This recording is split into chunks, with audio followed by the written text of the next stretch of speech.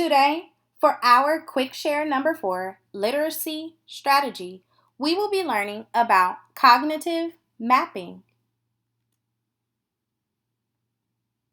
Similar to a story map or a life map, a cognitive map is a graphic drawing that summarizes a text. Intermediate level readers can use maps to assist them with comprehending and remembering what they have read, and they can use mapping as a pre-writing strategy to generate a plan for their compositions.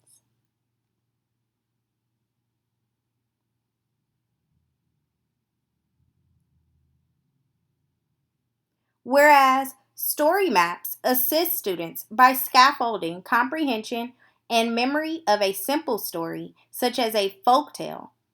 Cognitive maps assist them with comprehension and memory of more complex stories that contain characters, settings, and plots.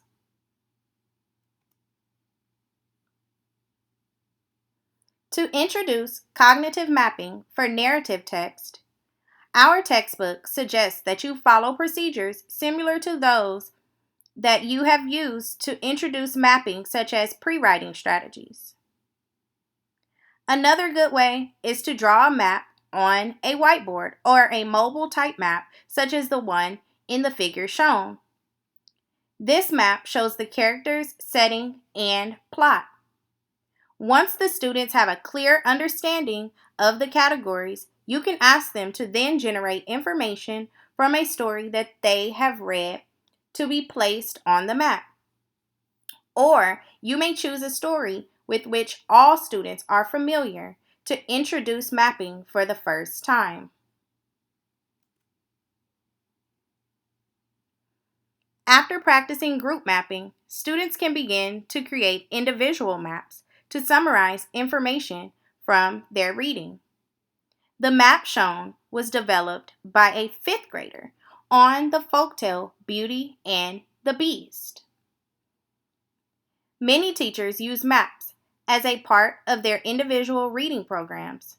Because maps help students organize and remember stories, they prepare them to share in their literature response groups. Notice, the map shown differs from the prototype used to introduce the concept to the students. That is because students move away from the prototype after they have a clear understanding of what the process is about. They make maps with circles, triangles, ladders, and different artistic shapes to illustrate concepts from their stories.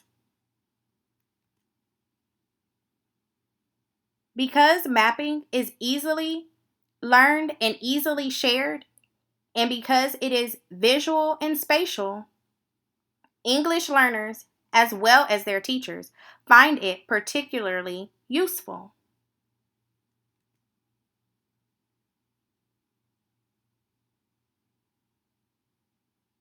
The English language proficiency standards that align with our cognitive mapping are: the students will use strategic learning techniques such as concept mapping, drawing, memorizing, comparing, contrasting, and reviewing to acquire basic and grade level vocabulary.